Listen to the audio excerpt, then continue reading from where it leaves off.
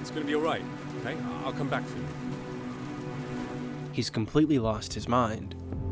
After that, the man doesn't respond at all, and all we're left with are these strange drawings, whatever they mean. But I'm gonna be honest guys, I actually have no idea what these are. Obviously, it looks like some kind of puzzle where you fit the shapes together, but I don't know what the purpose would be. If you guys have any ideas, I'd love to hear some theories in the comments. With the house fully searched, it's time to head back to the cellar door and see if that hammer will get us inside.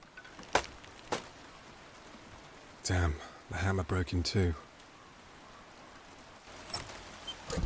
Inside the cellar, we find a pile of rotting bodies. And it becomes clear that the woman was dragged through the house and down these steps, and evidently, Isaac nailed the door shut so she couldn't get back out.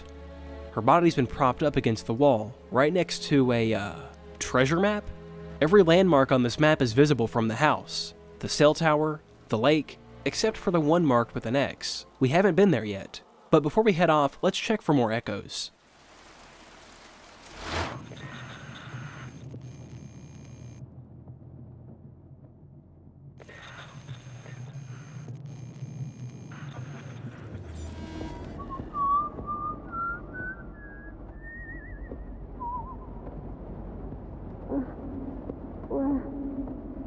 Where am I?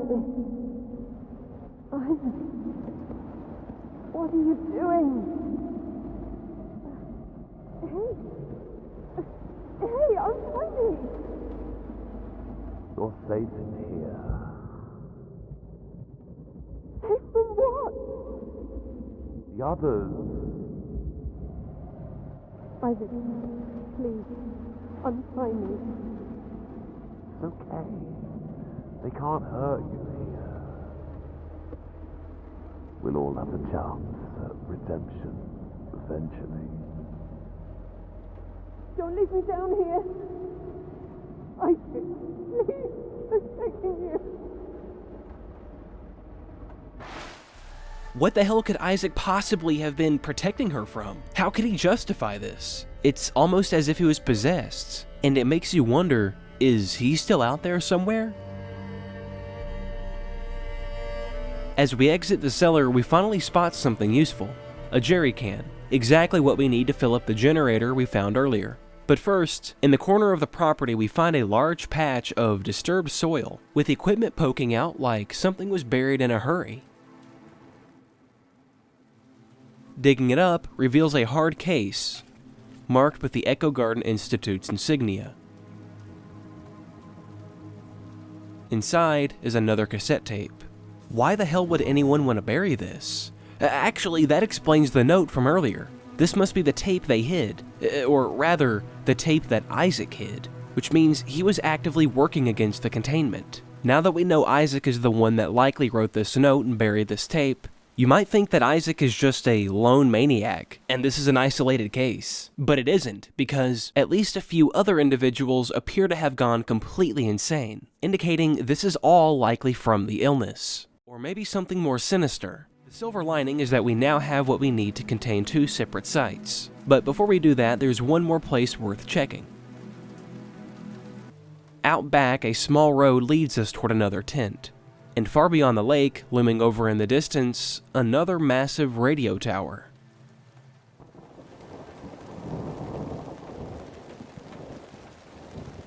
Inside this tent, we find another echo. Wait, I hear something. Yeah? Yeah, listen. That's more than we thought. That's a lot more. You saw how long it took to clear up this one echo. How the hell are we supposed to do a group? I don't know. Misha's working on something, some sort of long-range device. A caster that fills these frequencies. You think that'll help? What happened here? It's the lake, isn't it? They found bodies. A lot of bodies. What, like a man drowning? It's been the same with the other sites. The sewers was full of them before we came back. Why drowning, though? There's plenty of other ways to... I don't know, but we've got a bigger problem here. Head back to the orchard. Take one of these. They're both fitted with new cones, fitted up for about 10 discharges. What'll you do? I've got to track them. Alone? I'll be fine. We learn a few important things from this exchange. First, at this point in time, there was no reliable way to clear an echo, and I'm not really sure what they mean by that. Are they referring to the FMD or something else? Because whatever they're referring to, they describe it as a caster, which isn't exactly how I'd describe it. The FMD doesn't disturb echoes, it just detects them. What's horrifically ironic is the fact that these two people eventually became echoes, even though they were trying to rid the area of exactly that. So did the sickness cause this as well? Maybe anyone infected becomes bound to this place, trapped through some kind of shared fungal or cosmic network. Or maybe I'm overthinking it like usual.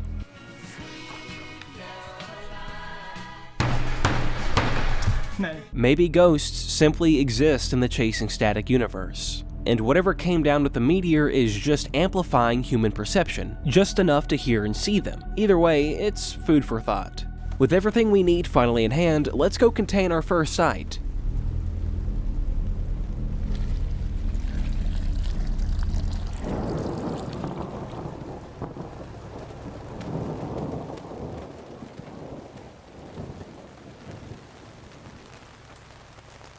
Inserting the tape causes the strange antenna device to spring to life.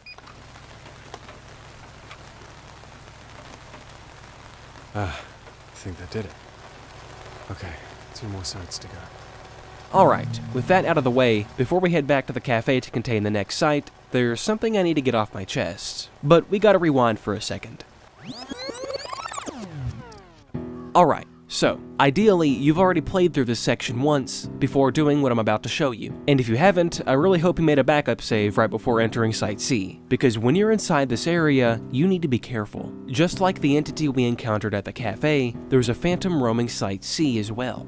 And this one will try and hunt you down from across the map. And yeah, it will attack you. But not really, because it doesn't deal any damage. Instead, your screen distorts and then it just disappears. Which sounds like a good thing, but actually that's the problem. You see, once the Phantom does that and disappears, he does not respawn, and we actually need him. You see, there are only 3 Phantoms in the entire game, 1 at each site, and if we deal with them the right way, it unlocks a secret ending that gives us some genuinely interesting insight into what's really going on here. So here's what you'll want to do. The moment we trigger the Backyard Echo, an energy weapon spawns on the opposite end of the map. It's called the Modified Loudspeaker. To collect it before the Phantom catches you, the best method is to immediately turn and run the moment the echo has been triggered. Hug the right side of the map and follow the mountains all the way to the fence, and in the far corner of the chain link fence, you'll find it. Once you've gotten the weapon, head back toward where the tent spawned. But don't detect the echo. Instead, go to the fence behind the tents and wait. Just wait. Then spawn camp his ass the moment you see him. The gun itself is kind of a mystery. As far as I know, the only possible mention of it is the note we just found a moment ago, and most likely that Backyard Echo. But oddly enough, there aren't any hints of its location at all. I only found out about it through tutorials. It feels kinda makeshift, if you know what I mean. Like something Tony Stark would make with a box of scraps. But its purpose seems pretty clear. It was made for exactly what we just did.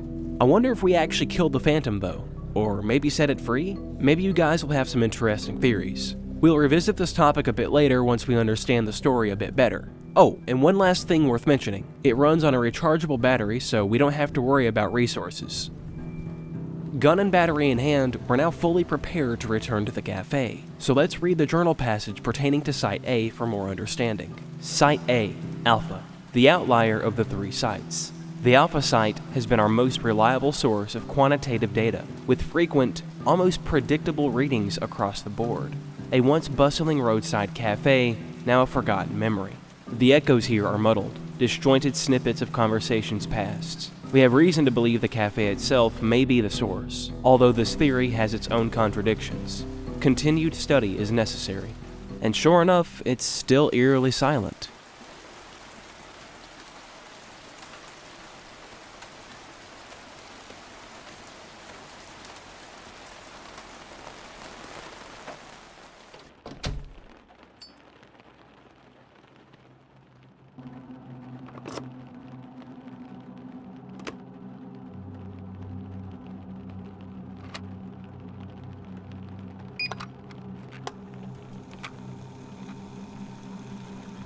Another site contained. Okay, just one more site to go.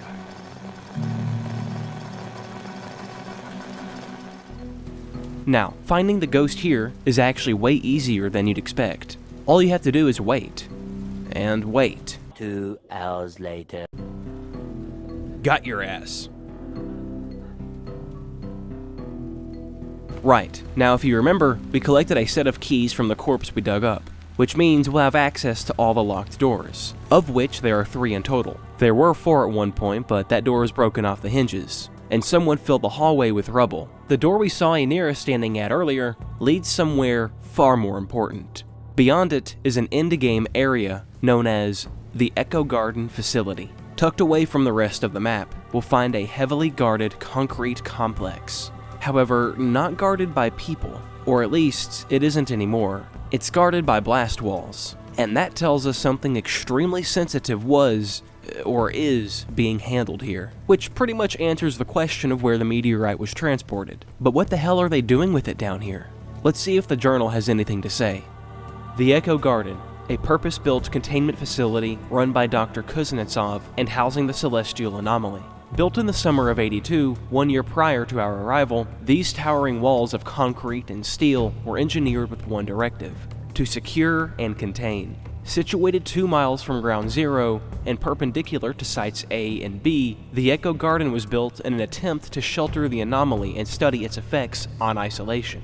There are multiple fail-safe measures in place should an incident occur in the facility, with an automated lockdown initiating upon a containment breach. Thankfully, we have not yet needed to test these measures.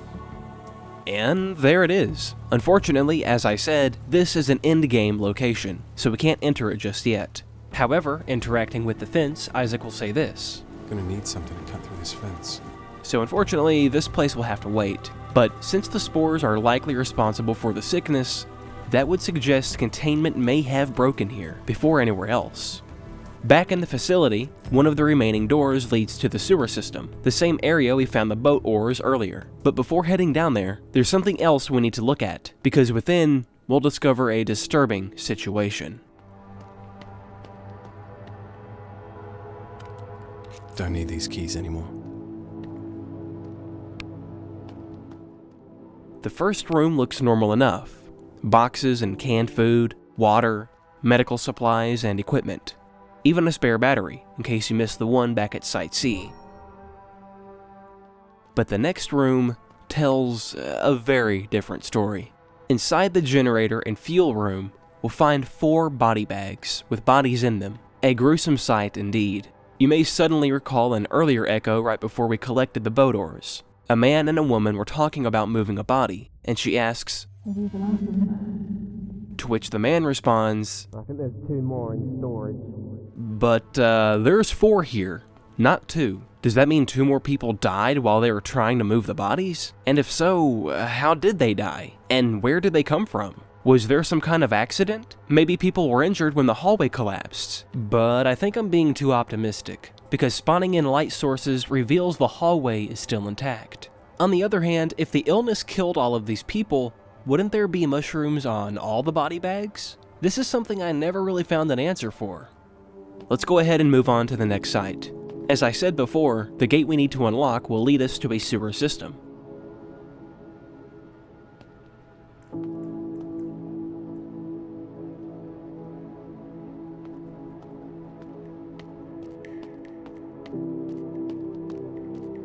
Which will then lead us to the last site, and easily one of the most significant ones. Just outside the sewer exit, we're met with another dock, but it's in rough shape, barely holding together. And lying right beside the sewer entrance is a body.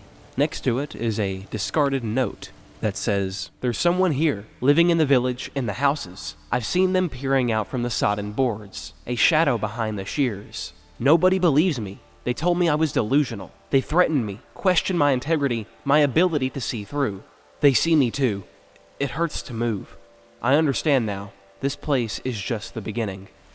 To its right is a little path that leads us up into the town. As we turn the corner, we catch a glimpse of Aenira.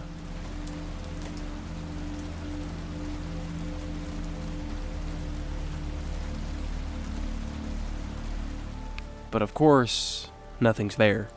Walking through the town, we start hearing strange sounds, coughing, sneezing, and they happen completely at random, like someone's standing right beside us, but we just can't see them. Almost as if there is a veil we can't exactly see through. Luckily for us, there's actually a section in our father's journal completely dedicated to the town of Hearth. The village of Hearth. Hearth was like a time capsule, a once thriving village turned ghost town in a matter of weeks. Any other, likely due to the unholy amount of lives lost to the contamination.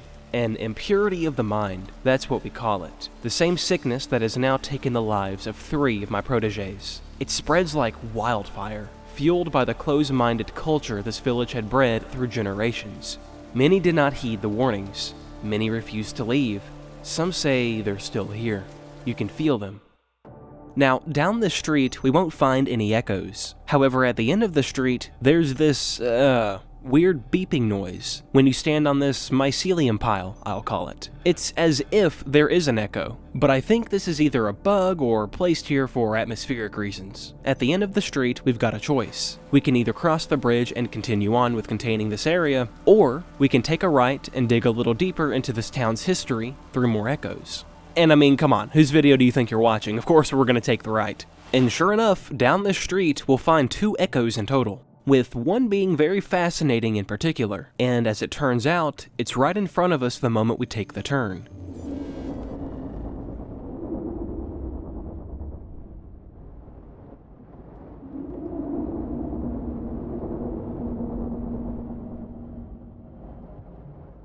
Did she just say Chris? Wait, so this is our home? Why hasn't Chris mentioned this? What's really going on here? It's almost as if Chris's memories are being suppressed. He'd for sure say something if he remembered growing up here, and especially if he was here while the outbreak occurred. To the right down the street from our, house, we'll find another echo.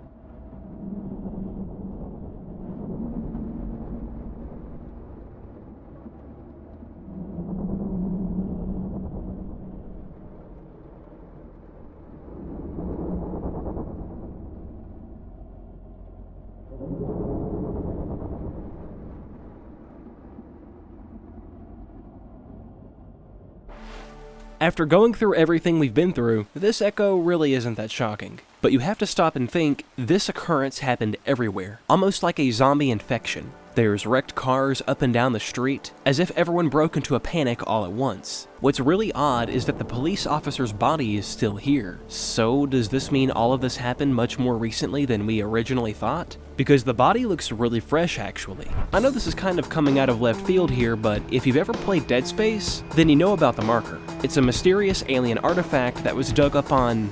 well, let's not go that far with the spoilers. We'll save that for the upcoming video after this one. Yes, that's not a joke, we're doing Dead Space next, baby, woohoo! The more and more I think about it, this meteorite functions very similarly to the marker. The marker basically induced delusions of loved ones into its victims, causing them to essentially do the marker's bidding, which is a whole other topic. But that leaves us with a whole other question. Why? Why would the meteor or the spores from the meteor do this? What's horrifying is that our answer could be quite simple. Because there's a real fungus called Ophiocordyceps. It infects many types of insects and makes them behave in ways that essentially causes them to kill themselves.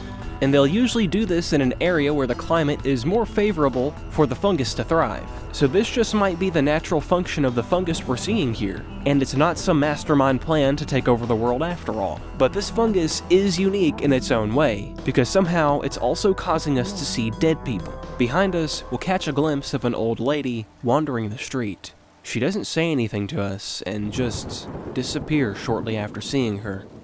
Now, after we have activated these 2 echoes, the game will let us detect another echo back at the sewer walkway where we just came from.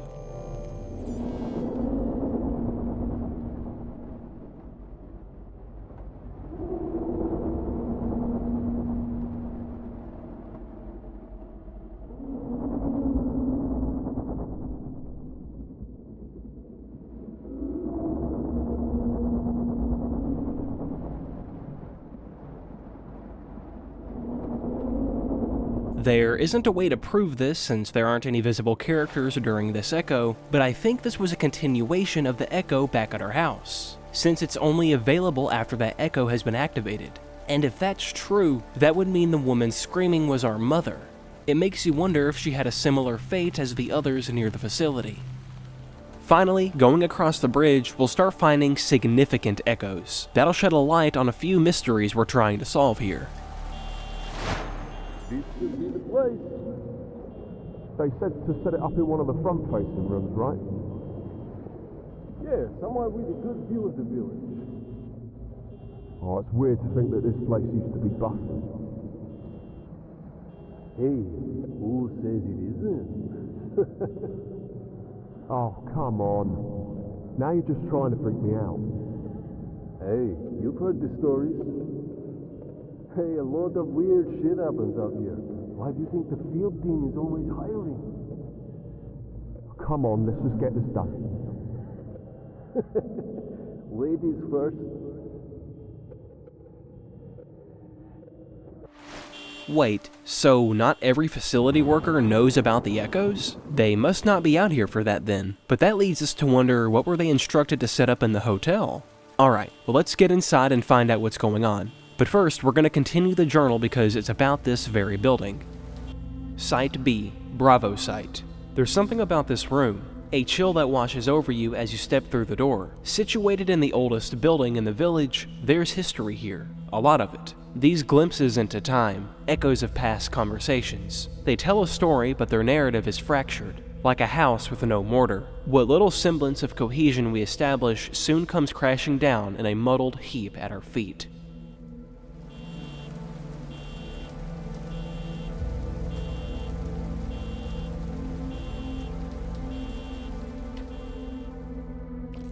The moment we step inside, that description feels painfully accurate. The first thing we notice is more glowing mushrooms and a leak that's causing the ceiling light to flicker. Along with that, every room is in rough shape, and there's mold growing on some walls and furniture that looks as if it's not been touched in decades. It's eerily similar to the cafe. The first floor doesn't really have anything important, just an old dining room, some old bookshelves, and a bar. But in the back of the room, tucked behind the cashier's desk, we'll find a cabinet containing tools along with a pair of bolt cutters, which of course we'll use for Echo Garden. And right beside the cabinet is a telephone for fast travel. But most importantly, behind us is a fuse box.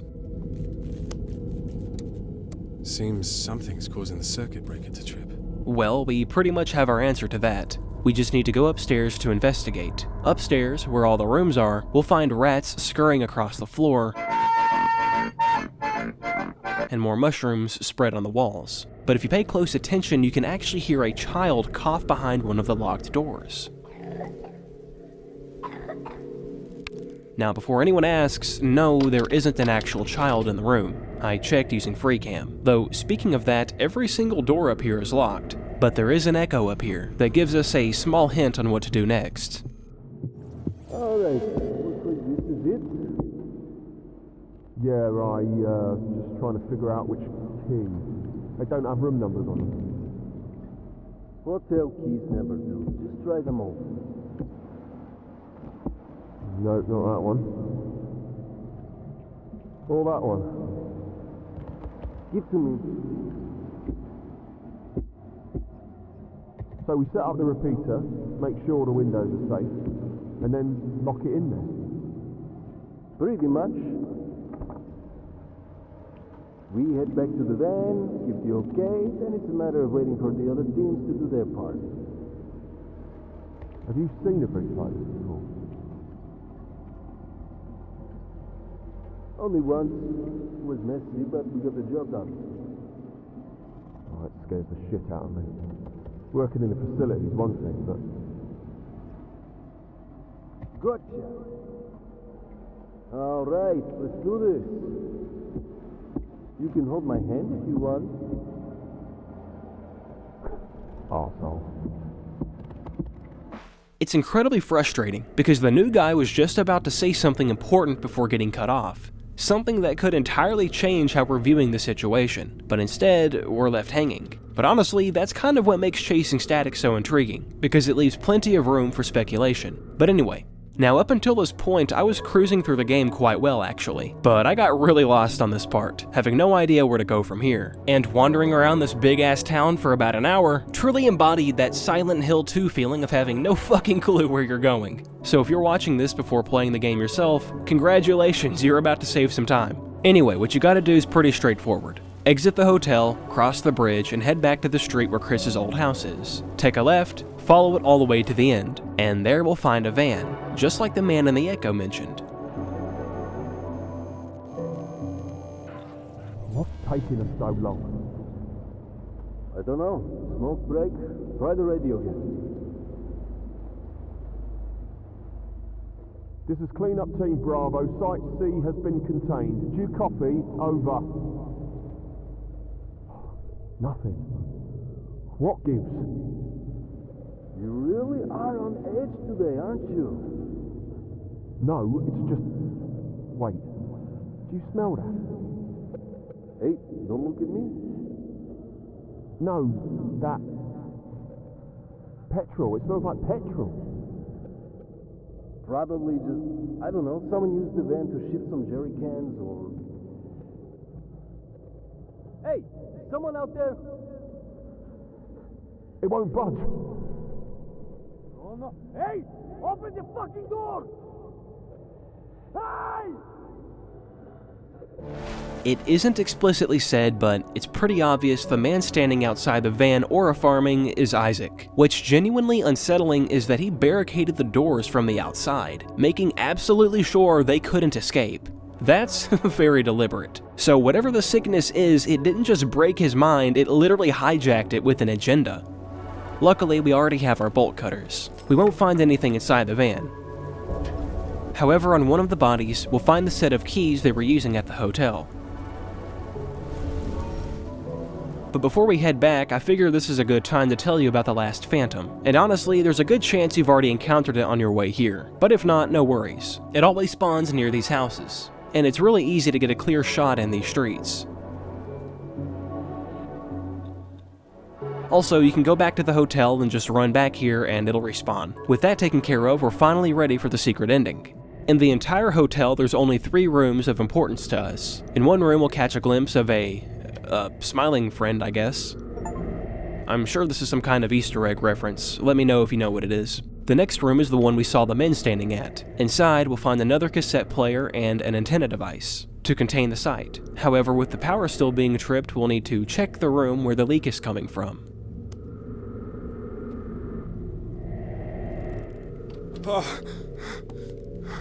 Inside, we find a man hanging from a rope. And yeah, at first glance, the obvious assumption is suicide, but something's off. His chest has been mutilated. That's where all the blood's coming from, which is a massive red flag because that has to mean it happened recently.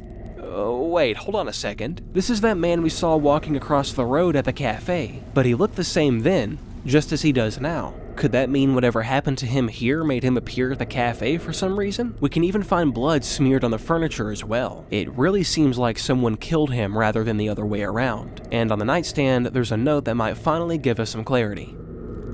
Stanley, negotiations with the team here in Hearth have been somewhat difficult, although I do feel I'm making progress. As expected, they have reservations about a third party being involved. However, the financial incentive still proves to be our strongest bargaining chip. The facilities here are in dire need of cash injection and terribly understaffed. Naturally, this is an opportunity we cannot afford to miss. I suggest moving forward, we adopt a more aggressive approach to our negotiations. I trust that money is no obstacle. I await your approval, eager to move forward.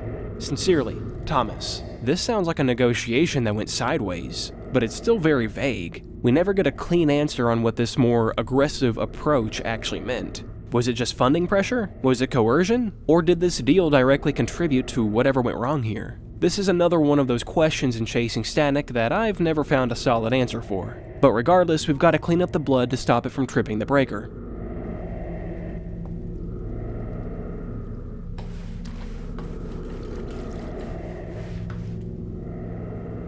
That should do it. Now we can go turn the power back on. and finally contain the last site.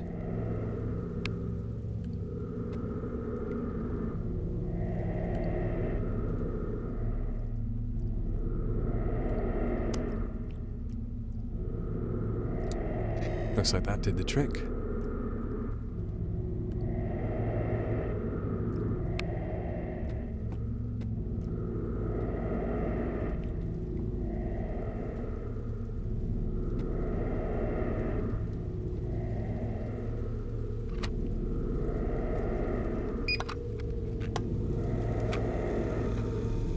Okay, that should be the last one. Time to get to the facility. And luckily for us, we can use the fast travel phone. Chris, are you there? Hey, I think that's all the devices up and running. We can get out of here now, right? You did it, Chris. The signal array's back online. There's some stuff I need to do on my end, but we're almost done. Make your way to the Echo Garden. It's a big concrete building that is visible.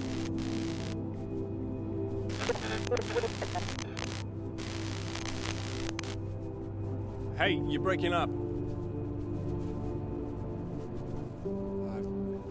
Hello? Are you still there? Ah, that can't be good.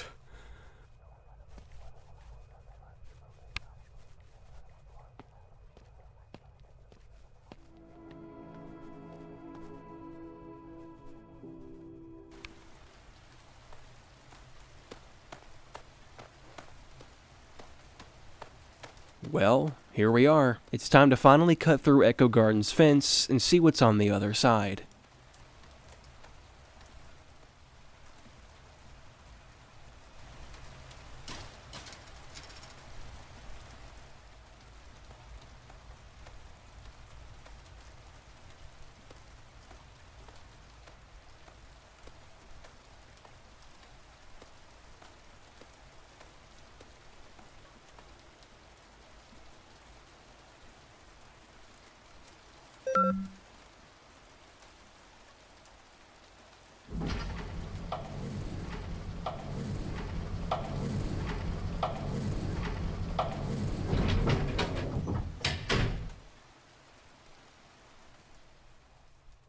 We then hear Helen again.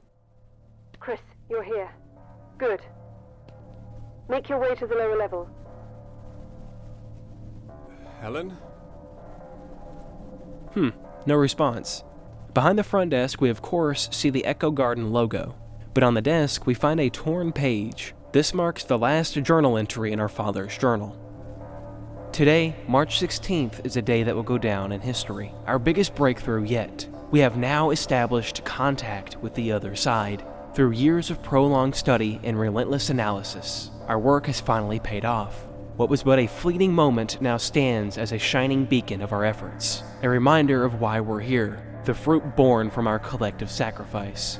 To communicate, even for a matter of seconds, with one of those who have passed proves to be the single greatest moment of my life. I am one step closer to finding her, to be able to speak with her once again, to hear her tender words. There is nothing I want more. With our theory confirmed, we are now preparing to move on to the third stage, prolonged exposure to the artifact. I believe with the right precautions and our newfound knowledge, we can overcome these pitfalls that have previously proven detrimental to our goal. Aenira, my love, we will be together again. It is only a matter of time. So, Aenira was our mom this whole time, which means we were somehow communicating with her, assumably to her younger self. But the most important point to make here is our encounters with her were not through echoes. Each time it was as if she was really there. So just how much have we seen can really be trusted? Furthermore, our father proclaimed in his last page that communicating with the dead is possible, which ties directly into what we've experienced. And after all the speculation, we finally have some answers. It would seem this prolonged exposure of the artifact was Echo Garden's demise. But now that makes you wonder, how much of this does Helen know about? It seriously calls into question what her goal is. Is she using us as a tool to finish the research our dad failed to complete? Or is she really trying to get out of here just like us? The door we need to access doesn't have any switch or button to open it, but on the wall underneath the desk is a small panel box containing some wires we need to tamper with to unlock the sealed door, but this also seals the door we entered from. In the newly opened room, we find a large elevator shaft that we need an access card for. And another note. June 10th. We have found success with another host, a young male born following the initial events at GZ. The child has exceeded our expectations in control sessions here in the lab and has proved far more resilient to the side effects, holding back our other participants. Through this host, we have been able to make contact on several separate occasions, with clear results far exceeding our sample data. Since the acquisition, we have now doubled our staff. Bringing in fresh minds with unique perspectives has vastly improved our productivity and estimated milestones. Work has started on the off-site facility, and I have been informed this should be operational by the winter. Preparations are beginning to take place for the transfer of viable hosts. I am incredibly proud of the work we have achieved here at the Echo Garden Institute, and look forward to our future endeavors. So this expectation-exceeding child is referring to us, right? I mean, I know that sounds a little bit self-centered, but let's be real. This has to be referring to Chris, since we've successfully seen so many echoes and even real phantoms. Unless there's someone else it's talking about, and there is a chance they are talking about someone else. Because if we've been a research subject all along, then how come Chris doesn't remember any of it? Wouldn't he have some early childhood memories? Either way, if it hasn't already, a pit has likely started forming in your stomach. There's something off about this facility, and especially Helen. She has to know something we don't. Maybe the reason Chris doesn't have memories of this place is because he's been brainwashed or being controlled somehow. And if that's the case, then Helen isn't just being dodgy, she's an active enemy.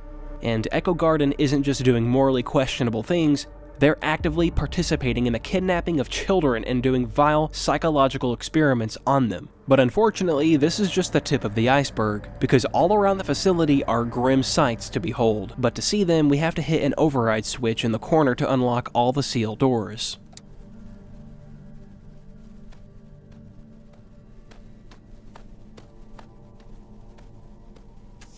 In the room on the right, we have lab coats and hazmat suits hanging from the coat hangers, with equipment spread throughout the entire room. There's even a side room with terminals, floppy disks, and paperwork scattered around, with math equations scribbled on the window.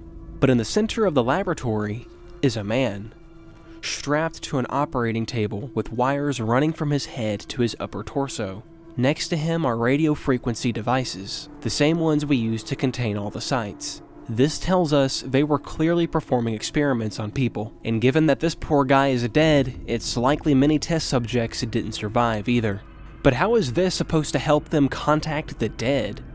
This is just vile, and we can unfortunately find the same thing in the other room on the left, except for some reason, there aren't any radio devices. However, the side room of this lab isn't useless like the other. Once you enter, to our left, we'll find a terminal with a static screen, saying this when you approach it. Staring into the screen makes me feel weak. Except it shouldn't look like this if you captured or killed the phantoms and activated the secret ending. If you did so, it would actually look like this.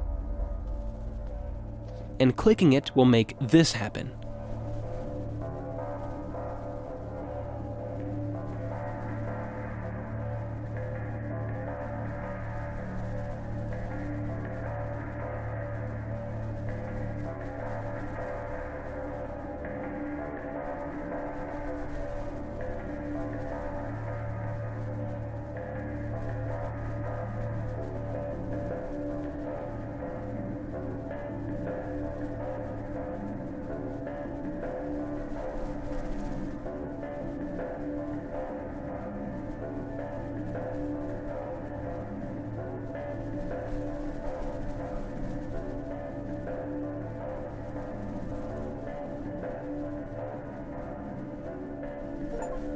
Now, you can draw your own conclusions on what this might be, but the only thing I could guess is that it's footage of a test subject. Other than that, I honestly have no idea. But now, the secret ending has truly been triggered, so all that's left is to finish this fight. I had to do it, bro. To continue, we'll need to grab the ID card on one of the lab coats. This grants us access to the elevator. What's interesting is that the ID card is scratched out, as if someone didn't want us to know who it is.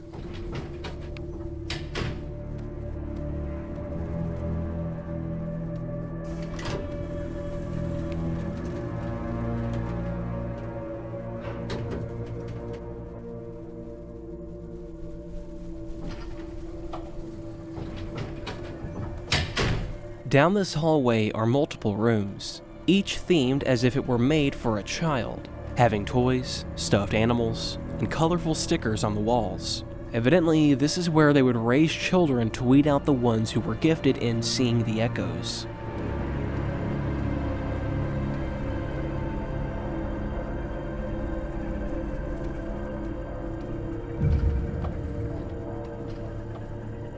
But we're finally here. Here goes. I need to show you something. Take a seat. You want me to sit in that thing?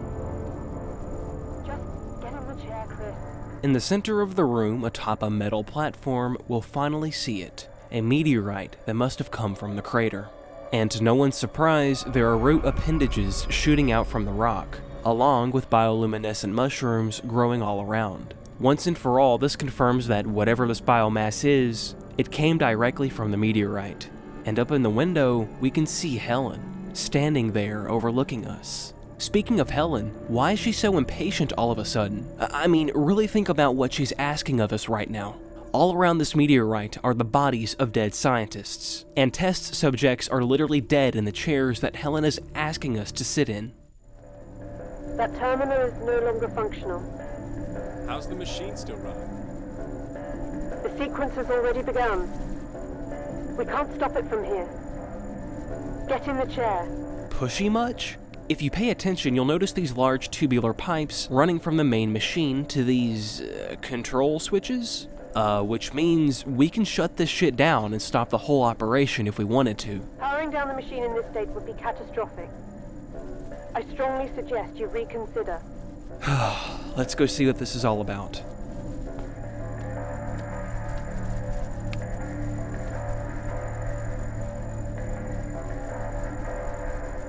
This really doesn't look safe. Fuck, what am I doing here? Chris, you've come too far to give up now. Trust me. After this, we can finally leave this place. Okay, that thing does not look safe. Like, at all. It's fine. Just take a seat. Let me guess. I'm just supposed to trust you. I've got you this far, haven't I? Don't let fear overcome you now. Oh, this is crazy. This leaves us with only two options: to listen to Helen and sit, or take control and choose our own fate.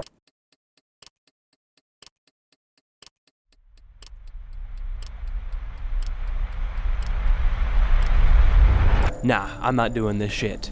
No way. Fuck this, I'm out. Chris, there is no other option. This is it. The last stop. You can set us free. Just get in the chair. Nah, I don't think so, lady. Powering down the machine in this state, this is foolish. Do not disengage the second power terminal. Don't care.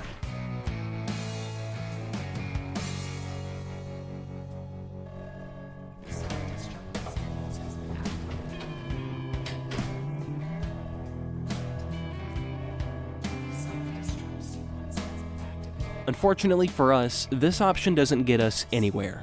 We don't learn the truth about any of the research that went on at Echo Garden, and we also do not get the secret ending.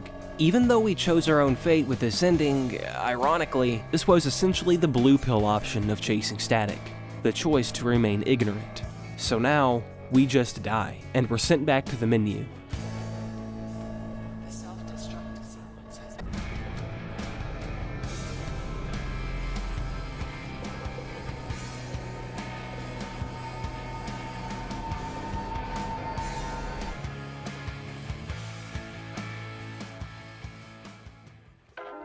However, if you had a convenient save like I did, we can give this another shot. Okay, screw it. Let's do this.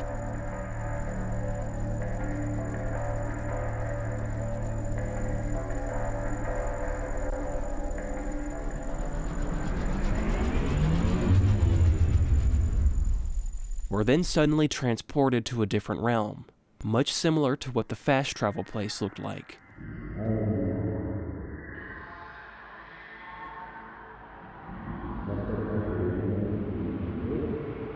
With a path of mushrooms leading us.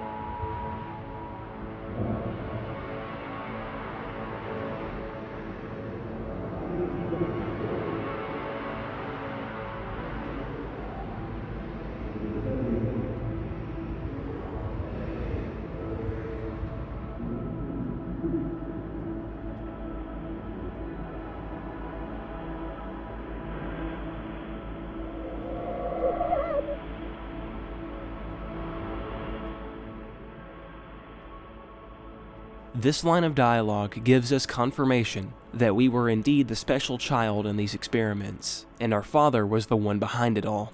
These echoes also reveal that he was highly abusive throughout the process, and at one point even lying and blackmailing Chris by telling him that he has a sickness, and that he can't help us feel better if we don't help him. Chris even says that he doesn't feel sick and pleads with him, but all goes ignored. There even seems to be a hint at an escape attempt, with Chris's dad saying, "Chris, we're not going to have another one of your incidents, are we?"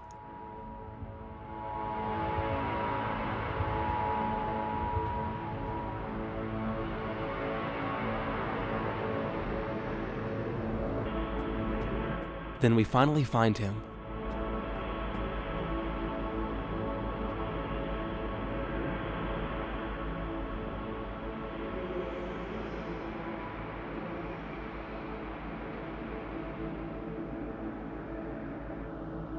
He disappears, and we're then left with the meteorite on the platform.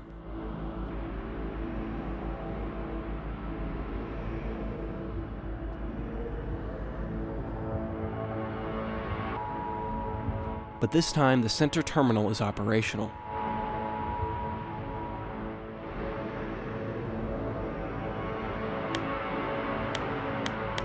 But clicking the button doesn't do anything, so we have to pull the plug, causing the meteorite to explode. We're then met with Helen? Doctor, he's conscious. Establish a GPS. Do we have motor function? Sympathetic pathway showing response. Pupils dilating. Chris, can you hear me? No verbal response.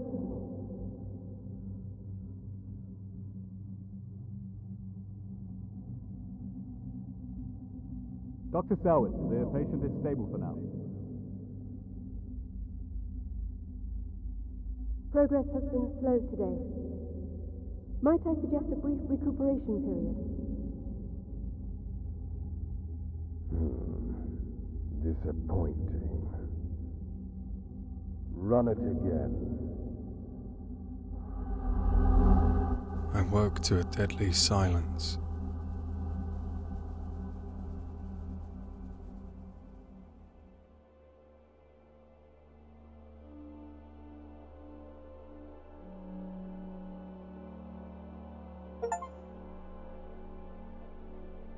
My legs tired, fumbling over each step like I'd been asleep for a lifetime. Something was different now. A stillness to the air. As I felt the blood slowly return to my fingers, so did a flood of memories. Those years spent alone with my father. Years my mind had locked away in the darkest corner of my subconscious. I had lived this horror before, time and time again, like some kind of fever dream. My father was an honest man, a loyalist, dedicated to his craft, to science, to the pursuit of knowledge. But a compassionate man he was not. Everything changed the day my mother passed. His better half. He became obsessed with that village, with Hearth, and his stupid rock that fell from the stars. For years I thought I'd see her again, that she'd just come back, arms open like she never left. Maybe we were both deluded. My father convinced me I was sick. Maybe I was. I could see things other people couldn't. Things no 12-year-old should ever see. Day after day, I wished I hadn't told him. I wished things could go back to the way they were. Visits turned into appointments. Appointments into sleepovers. It wasn't long before we stopped going back home. This is your home now. Then I met Helen. I never knew her last name. The only researcher in that damned place with a conscience. If it wasn't for her, I'd be rotting there like the rest of them. She helped me get out. To get away. To a foster family in the southwest. A new life far from here. My rock. For years I dreamt about it. About that place and what it would be like to go back. Like something was calling me. That feeling. It's gone now. Whatever business my father started here, it ended when I severed that link. I guess now I can finally leave. We all can.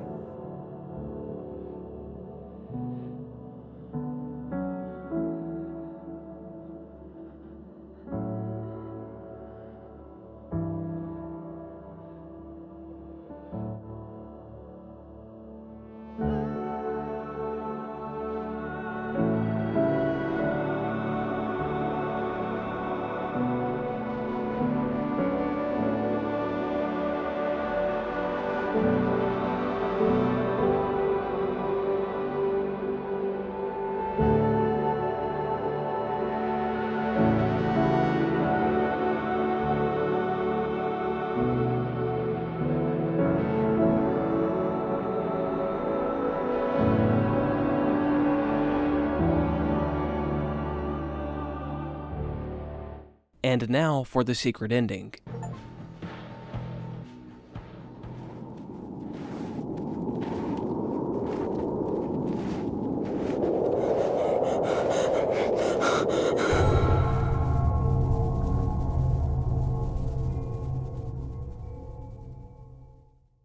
Now that we've finally seen the secret ending, this provides context for a major question you guys will likely have. Was all of this a simulation Chris's father made us live through? To my understanding, yes and no. Our father used us as a test subject for his experiments since Chris was resilient to the side effects of the testing. However, it would seem the meteorite or fungus made it possible for all humans to see the echoes. Or perhaps just the humans that were in close proximity to the meteorite. And as you guys know, Echo Garden was attempting to harness this ability in some fashion, with one reason being to commune with the dead, which was what our father was most interested in, as he was attempting to talk to Anira, our dead mother. With all of this in mind, analyzing the secret ending teases a few things. Obviously a sequel, but beyond that, it tells us the Hearth meteor event was not an isolated case, likely because these meteorites came from a shower. But it also tells us what happened to Chris at Echo Garden wasn't exclusive. In other words, what Chris did experience wasn't artificial. He really did communicate with the dead people and relived past events. With that being said, I never got to the bottom of what the phantoms were. Were they people? Or some kind of creature spawned by the meteorite? Something else interesting to point out is this line from Chris at the end. When I met Helen, I never knew her last name. The only researcher in that damned place with a conscience. If it wasn't for her, I'd be rotting there like the rest of them. She helped me get out, to get away, to a foster family in the southwest. A new life far from here. Could this mean the entirety of Chasing Static's story? Was Helen guiding us to escape the experiments? Was the version of Echo Garden we seen at the end a peek into the future? Could that mean one of these dead scientists is actually Helen from the future? Let me know what your guys' thoughts are in the comments. I'm really excited to read everyone's theories about this game. It was a blast to put this video together, so I really hope you guys enjoyed it. I'll see you guys next time. Remember, Dead Space Net.